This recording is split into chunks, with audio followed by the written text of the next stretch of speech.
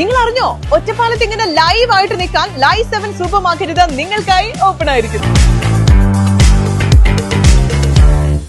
മൂന്നാം തവണയും ജനവിധി തേടാൻ ഒരുങ്ങി സ്ഥാനാർത്ഥി സബിത.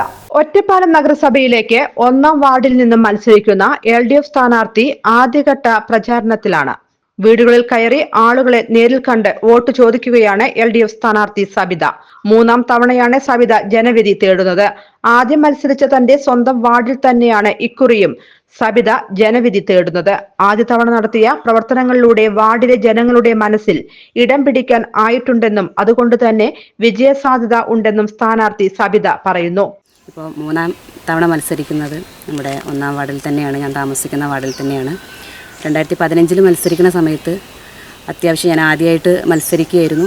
നമുക്ക് മത്സരിക്കുമ്പോൾ ഉണ്ടായിരുന്നൊരു ചെറിയൊരു ബുദ്ധിമുട്ടൊക്കെ ആയിരുന്നു. പക്ഷേങ്കിൽ നന്നായിട്ട് വികസന 5 വർഷം ആ വാർഡിൽ എല്ലാവർക്കും ഉപകാരപ്പെടുന്ന ഒരു വികസന പ്രവർത്തനങ്ങൾ ചെയ്യാൻ സാധിച്ചു. 2-ാം വാർഡിലും ഒട്ടേറെ വികസന പ്രവർത്തനങ്ങൾ നമുക്ക് ചെയ്യാൻ സാധിച്ചിട്ടുണ്ട്.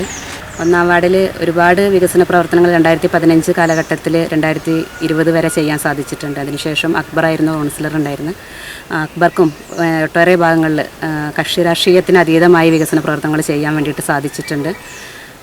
ഇപ്പം നമ്മൾ ഇന്ന് മുതലാണ് ഇപ്പോൾ നമ്മൾ ഫീൽഡിൽ ഇറങ്ങിയിട്ടുണ്ട്. അപ്പോൾ ആളുകളുടെ അഭിപ്രായങ്ങളൊക്കെ വനിതാ വാർഡ് ആയപ്പോൾ മുതലുള്ള ആളുകളുടെ ഒരു അഭിപ്രായമാണ് ഇവിടെ വനിതാ വാർഡായപ്പോൾ സബിത നിന്നാൽ മതി എന്നുള്ളൊരു അഭിപ്രായം എല്ലാ കക്ഷി രാഷ്ട്രീയത്തിന് അതീതമായിട്ട് ആളുകളുടെ മനസ്സിലൊരു ഇടം പിടിക്കാൻ വേണ്ടിയിട്ട് സാധിച്ചിട്ടുണ്ട്.